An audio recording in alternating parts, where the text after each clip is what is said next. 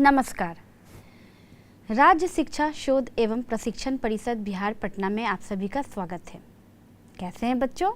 आशा करती हूँ अच्छे और स्वस्थ होंगे।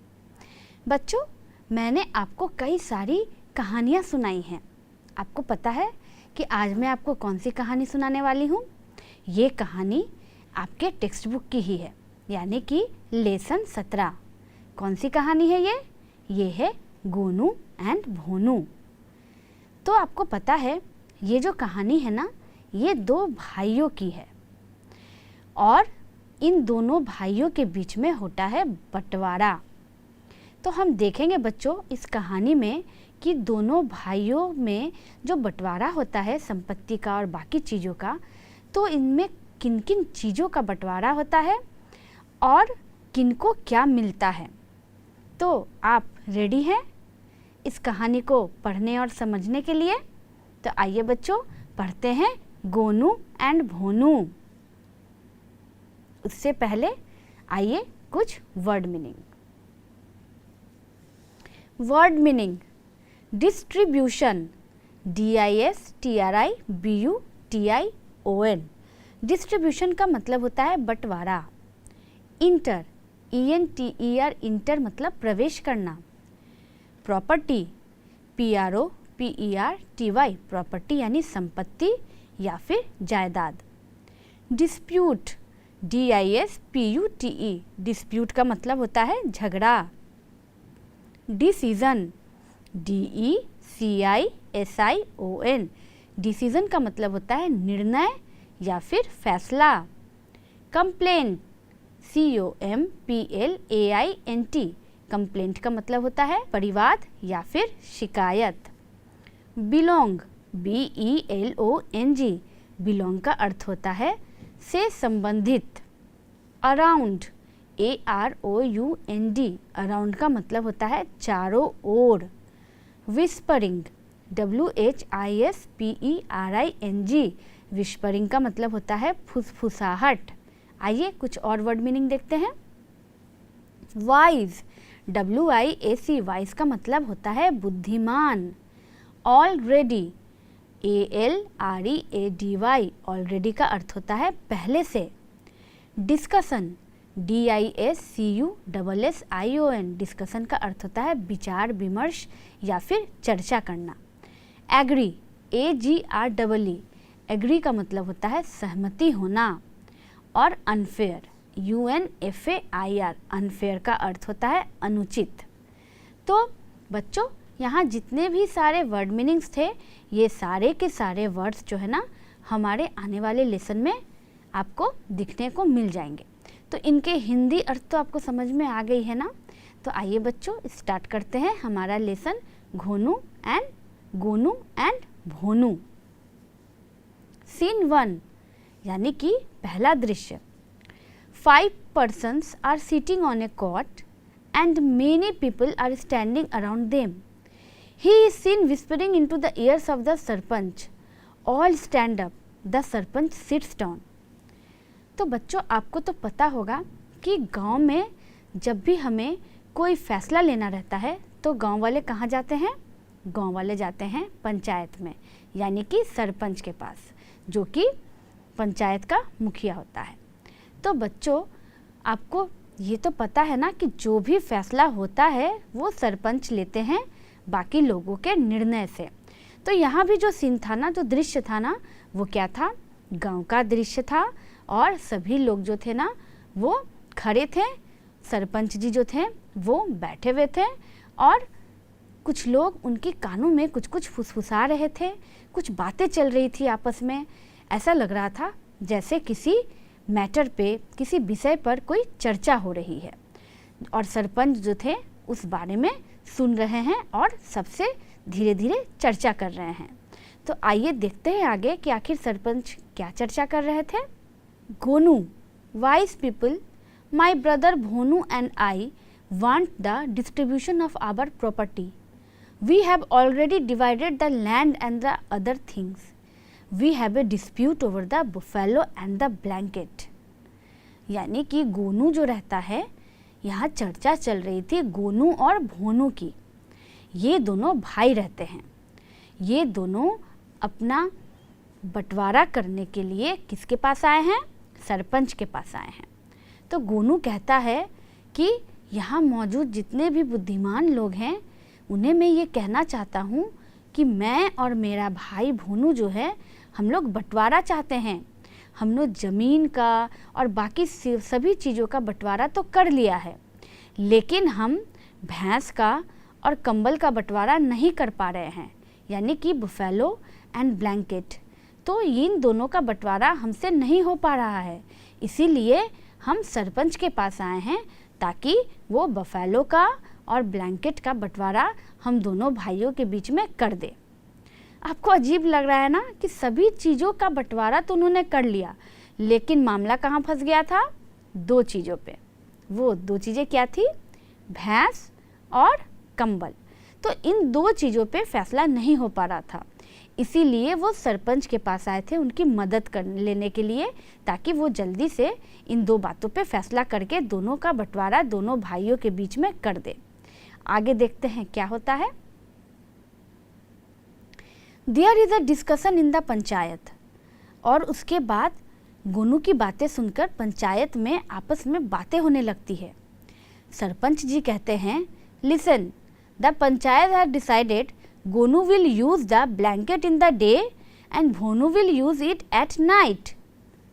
यानी सरपंच साहब कहते हैं कि ध्यान दे, पंचायत ने ये निर्णय लिया है कि गोनू जो है वो कंबल का यूज़ सुबह में करेगा और भोनू जो है वो इस कंबल का जो इस्तेमाल है वो रातों में किया करेगा। भोनू कहता है, सरपंच साहब, how will you distribute the buffalo? अब भोनू सरपंच से पूछते हैं कि सरपंच साहब, कंबल का बंटवारा तो आपने कर दिया कि गोनू उसे सुबह में इस्तेमाल करेगा और मैं उसे रात में इस्तेमाल करूँगा, लेकिन भैंस का बंटवारा आप कैसे करेंगे? तो देखते हैं आगे क्या होता है। सरपंच कहते हैं, look Bhonu, Gonu will get half of the buffalo from the mouth side, you will get the other half from the tail side. Gonu, do you agree? अब सरपंच साहब अजीबोगरीब फैसला करते हैं। वो कहते हैं कि गोनू को जो है ना वो भैंस का आधा मिलेगा और भोनू को भैंस का आधा। यानी कैसे? तो गोनू को मिलेगा भैंस का मुंह और भोनू को मिलेगा भैंस का टेल, यानी कि पूंछ। तो ये फैसला थोड़ा अजीबोगरीब था ना। सरपंच जी ने ब्लैंकेट के लिए भी क्या फ़ैसला लिया था कि गोनू उसे यूज करेगा सुबह में और भोनू उसे यूज करेगा रात में। और उसी प्रकार उन्होंने बफेलो के ऊपर भी फैसला लिया। उन्होंने कहा कि बफेलो आधा आधा दोनों भाई का रहेगा। गोनू उसे चेहरे की तरफ से यूज़ करेगा और भोनू उसे पूंछ की तरफ से यूज़ करेगा। अब सरपंच साहब पूछते हैं गोनू से कि गोनू, क्या तुम्हें मेरा फैसला पसंद है? क्या तुम इसके लिए अपनी सहमति देते हो? तो गोनू तो बेचारा चुपचाप खड़ा था, वो समझ नहीं पा रहा था कि क्या बोले। तो गोनू कहता है कि जी सरपंच साहब, मुझे आपका फ़ैसला मंजूर है। पंचायत का फ़ैसला ही तो आखिरी फ़ैसला होता है ना, तो मुझे ये फ़ैसला मंजूर है। पर गोनू बेचारा बहुत उदास हो जाता है। देखते हैं आगे क्या होता है। अ विलेजर, यानी एक गांव वाला, Gonu, why do you look so sad? वो पूछता है गोनू को उदास देखकर कि गोनू, क्या बात है, तुम इतने उदास क्यों हो? गोनू कहता है, the decision of the panchayat is unfair. I feed the buffalo and Bhonu milks it. Bhonu uses the blanket at night but I shiver. तो गोनू उस गांव के आदमी को कहता है कि मैं उदास इसलिए हूँ क्योंकि सरपंच साहब ने अजीबोगरीब फैसला सुनाया है। मैं इससे नाखुश हूँ, ये अनफेयर है। भोनू क्या करेगा कि सुबह में मुझे कंबल यूज़ करने के लिए देगा और रात भर मैं बिना कंबल के थरथराऊँगा और भोनू रात भर कंबल लेकर आराम से सोएगा। ठीक उसी तरह से भैंस को मैं देखभाल करूँगा, लेकिन उसे पूंछ के तरफ से मिला है तो भोनू तो आराम से भैंस का दूध निकालेगा, और मैं क्या करूँगा, मुझे तो उसका चेहरा मिला है, माउथ लेकर मैं भैंस का क्या करूँगा। तो ये फैसला सरपंच जी का अनफेयर है, इसीलिए मैं उदास हूँ। वो अपनी बातों को उस गांव वाले को कहता है। अब देखते हैं गांव वाला क्या करता है। The villager, Gonu come near me. वो गोनू को कहता है कि मेरे पास आओ। The villager whispers in Gonu's ear, और वो धीरे से कुछ कुछ गोनू के कानों में फुसफुसाता है। गोनू कहता है, thanks for your advice, I will try to follow it. और गोनू खुश हो जाता है और उस गांव वाले को कहता है कि आपकी सलाह के लिए बहुत बहुत धन्यवाद, मैं इसे ज़रूर फॉलो करूँगा। देखते हैं कि उस गांव वाले ने गोनू के कानों में क्या कहा। आइए आगे पढ़ते हैं। देखते हैं सीन 3, यानी कि तीसरा दृश्य यहाँ क्या हो रहा है। द सीन ऑफ पंचायत, भोनू इज स्टैंडिंग, यानी कि पंचायत का ही सीन है, भोनू खड़ा है। भोनू कहता है, wise people, I have a complaint, Gonu wets the blanket during the day so I can not use it at night. अब भोनू जो रहता है वो क्या कहता है पंचायत में, फिर आकर कहता है कि मुझे आप लोगों से कुछ बातें कहनी हैं। सभी लोग बोलते हैं, अब क्या हुआ, सारा फैसला तो हो गया, अब तुम क्या कहने आए हो। तो भोनू कहता है कि ये बिल्कुल गलत है। गोनू क्या करता है कि मेरे कंबल को सुबह में भिंगा देता है, और कंबल भीग जाता है, इसी कारण से वो सूखता नहीं है, और मैं रात भर बिना कंबल का सोता हूँ। तो ये मेरे साथ बिल्कुल नाइंसाफ़ी हो रही है, ये गलत बात है। तो आपने देखा कि गोनू क्या करता है। गोनू को तो कंबल मिला था सुबह के टाइम में, और भोनू को मिला था रात के समय, लेकिन गोनू क्या करता था कि कंबल को सुबह में भिंगा देता था, और जब कंबल भीग गया था तो वो तो शाम तक सूखा नहीं था। तब जब रात का समय आता है, भोनू उसे उड़ने जाता है तो देखता है कंबल भीगा हुआ। तो भीगा हुआ कंबल क्या कोई यूज़ कर सकता है? नहीं ना। तो इसीलिए भोनू उस कंबल को यूज़ नहीं कर पा रहा था। आगे देखते हैं पंचायत के लोग अब क्या कहते हैं भोनू की बातों पर। भोनू की बातें सुनकर गोनू कहता है, during the day I am free to use the blanket the way I like. Gonu Bhonu को कहता है कि दिन के समय मेरे हिस्से में ब्लैंकेट है, तो मैं आज़ाद हूँ कि मैं उस कंबल के साथ, ब्लैंकेट के साथ कुछ भी करूँ जो मुझे पसंद हो। तो भोनू कहता है, and that is not all, Gonu keeps beating the buffalo when I milk it. और भोनू कहता है सभी लोगों को कि इतना ही नहीं, वो सिर्फ कंबल ही नहीं भीगाता, जब भी मैं भैंस के दूध निकालने जाता हूँ वो क्या करता है कि भैंस को उसके चेहरे पर मारता है, यानी कि वो अगर मार खाते रहेगी तो दूध कैसे देगी। तो आपको समझ में आ रहा है कि यहाँ गोनू ने कौन सी तरकीब अपनाई, यानी कि उस गांव के आदमी ने गोनू के कानों में कौन सी बातें कही थी। उस गांव के आदमी ने गोनू के कानों में कहा था बुद्धिमानी की बातें। उसने उसे रास्ता दिखाया था कि जब कंबल तुम्हारे हिस्से में सुबह में आ रहा है तो उसे भिंगा दो, ताकि रात में भोनू यूज़ ही नहीं कर पाए, और जब तुम्हारे हिस्से में भैंस का आधा हिस्सा आए चेहरा की तरफ, तो जब भी टेल के तरफ से दूध निकालने के लिए भोनू जाए तो तुम भैंस को पीटो। भैंस पीटते पीटते वो दूध दे ही नहीं पाएगी, तो भोनू दूध निकालेगा कैसे। तो देखा आपने गोनू की और उस गांव वाले की चालाकी। तो अब सभी लोग आश्चर्य हो जाते हैं इन बातों को सुनकर। तो देखते हैं आगे क्या होता है। गोनू कहता है, since the mouth side belongs to me, I am free to do whatever I like to do with it.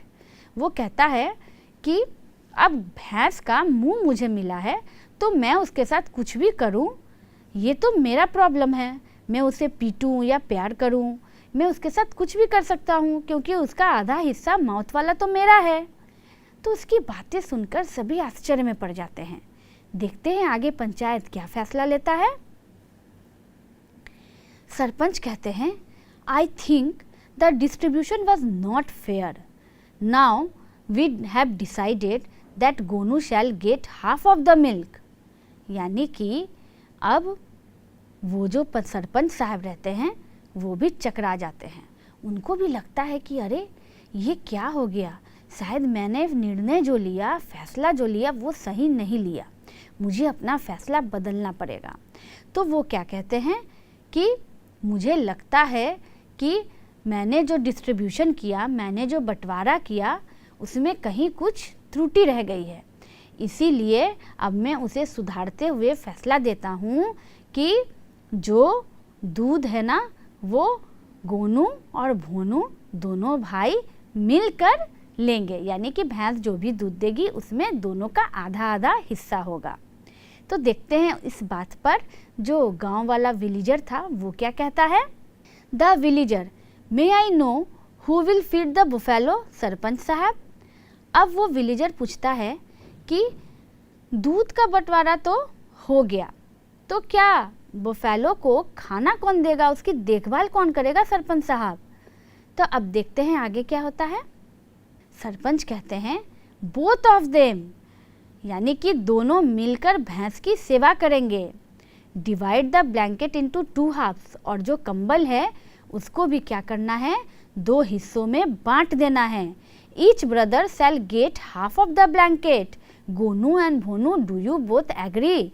और सरपंच साहब कहते हैं कि उस कंबल को 2 भागों में बांट देना है, उसका 2 हिस्सा करना है, एक हिस्सा गोनू रखेगा और एक हिस्सा भोनू रखेगा। क्या तुम दोनों मेरी बातों से सहमत हो? गोनू और भोनू खुश हो जाते हैं और कहते हैं यस वी डू, यानी कि हाँ, हमें आपका फैसला अब खुशी खुशी मंजूर है। तो बच्चों, आपने देखा ना कि सरपंच साहब ने कैसे फैसला लिया। तो ये सब किसकी चालाकी के कारण हुआ? उस विलेजर के चालाकी के कारण। अगर उसने गोनू के कानों में ये चालाकी की बातें, ये बुद्धि नहीं दी होती तो गोनू तो उसी समय हार चुका था, उसके हिस्से में तो कुछ भी नहीं आता।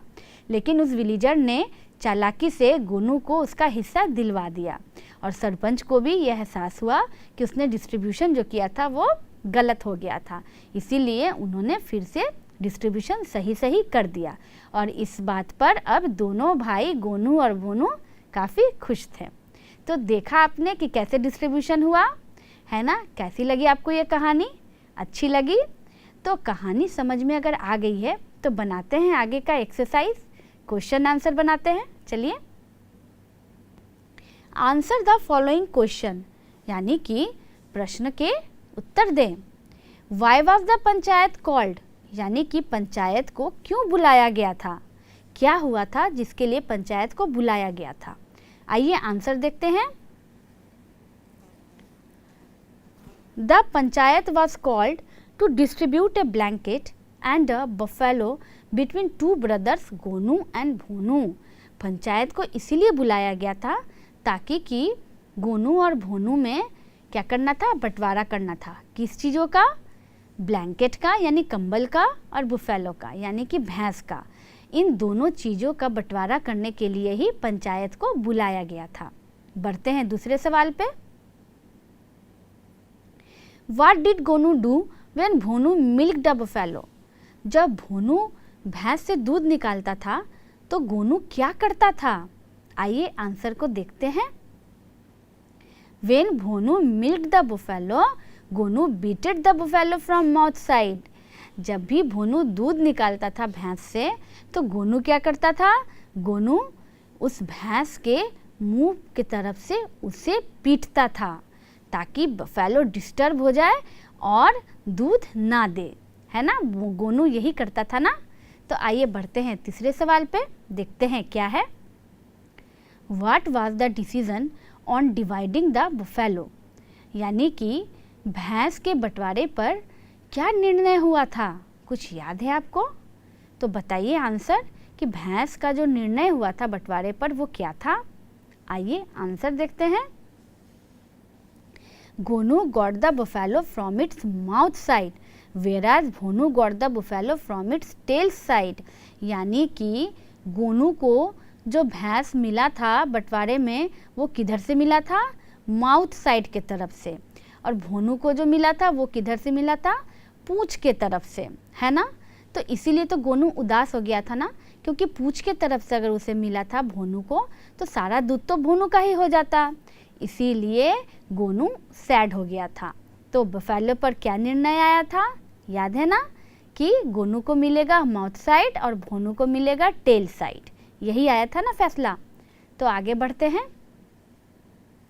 What did Gonu do with the blanket, यानी कि गोनू उस कंबल के साथ क्या करता था। जब फैसला हुआ कि दिन में कंबल गोनू को मिलेगा और रात में भोनू को, तो गोनू उस कंबल पे या कंबल के साथ क्या करता था, याद है। तो देखते हैं answer. Gonu used to make the blanket wet in the day time. Gonu क्या करता था कि दिन के समय कंबल को भिंगा देता था ताकि रात में भोनू उसे यूज ना कर पाए, है ना। इसी कारण से गोनू उस कंबल को हर दिन सुबह में भिंगा दिया करता था, यही था ना। तो बढ़ते हैं आगे के एक्सरसाइज पे। अब आते हैं, यहाँ एक क्वेश्चन है कि we have decided the land and other things. ये जो लाइन है ये लेसन में कहा गया है कि हमने अपने लैंड को यानी ज़मीन को, भूमि को और बाकी सभी चीज़ों का बंटवारा हमने कर लिया है। Can you guess what other things could be, यानी कि यहाँ जो अदर थिंग्स है, यानी कि लैंड के साथ साथ जो अदर थिंग्स की बातें इस कहानी में कही गई है, वो अदर थिंग्स क्या क्या हो सकते हैं। क्या आप बता सकते हैं बच्चों कि जब गोनू ने कहा था कि हमने अपने लैंड और बाकी चीज़ों का बंटवारा कर लिया है, तो उन बाकी चीज़ों का मतलब क्या हुआ। तो देखते हैं आंसर में उन बाकी चीज़ों का मतलब क्या होता है। उन बाकी चीज़ों का मतलब हुआ फील्ड यानी खेत, यूटेंसिल्स यानी बर्तन, क्लोथ्स यानी कपड़े, फर्नीचर यानी कि लकड़ी के सामान, ऑर्नामेंट्स यानी कि ज्वेलरी गहने, मनी यानी कि पैसे। तो अदर थिंग्स में ये सारी चीज़ें हो सकती थे, है ना। तो इसीलिए वहाँ अदर थिंग्स कहा गया है। तो अदर थिंग्स में यही सब चीज़ें होंगी। तो आइए बढ़ते हैं आगे एक्सरसाइज पे और देखते हैं आगे क्या है। आगे है ऑपोजिट वर्ड्स यानी कि विलोम शब्द। यहाँ कुछ शब्द दिए हुए हैं, उनका उल्टा अर्थ लिखना है ना।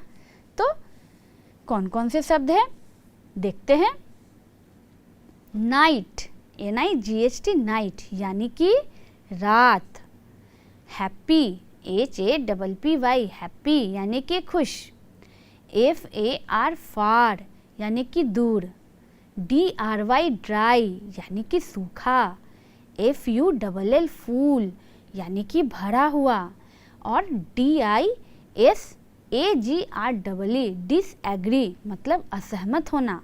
तो बच्चों इन सब चीज़ों का हिंदी अर्थ तो आप समझ गए, तो जल्दी से इनका उल्टा बताइए कि क्या होगा। तो इनका उल्टा जो मैं आपको बताऊंगी तो उसको आप लोग क्या करेंगे कि साथ में नोट भी करते जाएंगे, है ना, ताकि आपको आगे इसको बनाने में परेशानी ना हो। आइए देखते हैं इसके आंसर्स को। नाइट का हो गया डे यानी कि दिन, DAY डे। हैप्पी का हो गया सैड यानी कि उदास, SAD सैड। फार का होता है नियर यानी कि पास, NEAR नियर। ड्राई का होता है वेट, WET वेट यानी कि गीला। फुल का होता है एम्प्टी, EMPTY एम्प्टी यानी कि खाली। और डिसएग्री का होता है एग्री, AGREE एग्री यानी कि सहमत, है ना।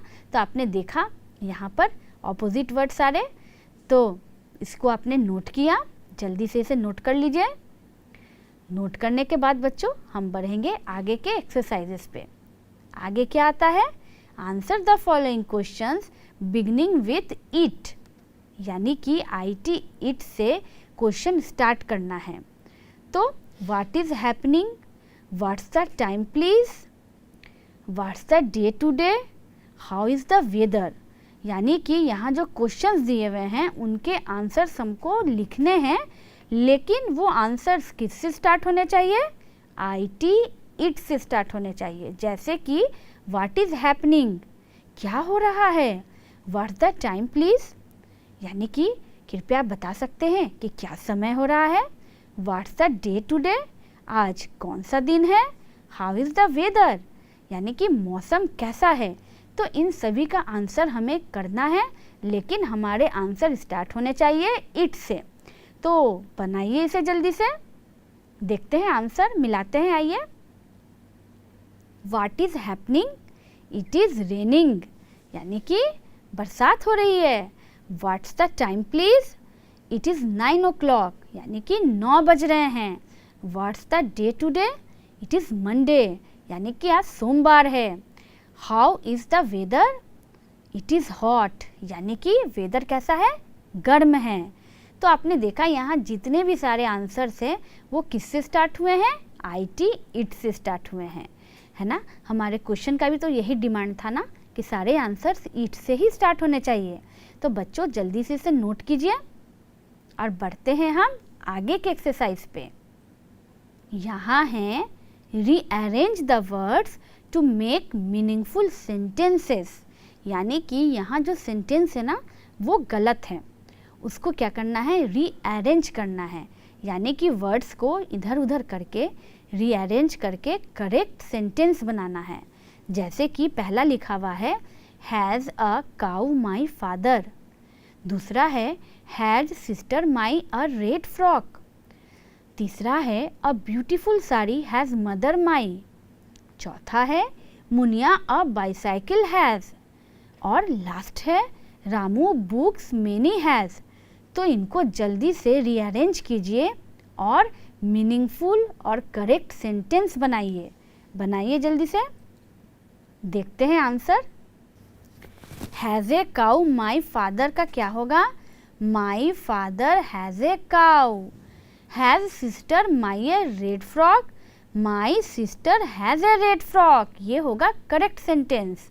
A beautiful sari has mother my, तो इसका करेक्ट क्या होगा, my mother has a beautiful sari. Muniya a bicycle has, ये क्या होगा, इसका आंसर होगा Muniya has a bicycle. Ramu books many has, इसका क्या होगा correct sentence, Ramu has many books. तो देखा आपने कि कैसे यहाँ हमने जंबल सेंटेंस बनाए। बच्चों हमने जंबल वर्ड्स पढ़े थे, यहाँ क्या था, यहाँ जंबल सेंटेंस थे, यानी कि जंबल वर्ड्स में लेटर आगे पीछे होते हैं और जंबल सेंटेंस में क्या होते हैं, वर्ड्स आगे पीछे होते हैं। इनको रीअरेंज करके मीनिंगफुल और करेक्ट सेंटेंस बनाना पड़ता है। तो आपने सीखा हमने कैसे बनाया इसे, इसे नोट कर लीजिए ताकि जब भी आप टेक्स्ट बुक में बनाएं तो वहाँ आपका गलत ना हो। आइए आगे बढ़ते हैं। Role play this story Gonu and Bhonu in your school, यानी कि ये क्या करना है, यहाँ तो मुझे सरपंच साहब दिख रहे हैं और भोनू और गोनू दिख रहा है, दोनों भाई। तो ये आपको क्या करने के लिए बोल रहा है बच्चों, ये कह रहा है आपको रोल प्ले करने के लिए। आपको स्कूल में क्या करना है, रोल प्ले करना है। तो आइए इसका अर्थ मैं आपको समझाती हूँ। बच्चों रोल प्ले का मतलब होता है कि जो भी कहानी या लेसन आपने पढ़ा उसको नाटक के रूप में अपने स्कूल में या अपने घर में अपने दोस्तों के साथ या अपने फ्रेंड्स के साथ, भाई बहनों के साथ उसको क्या करना है, उसको प्ले करना है ना।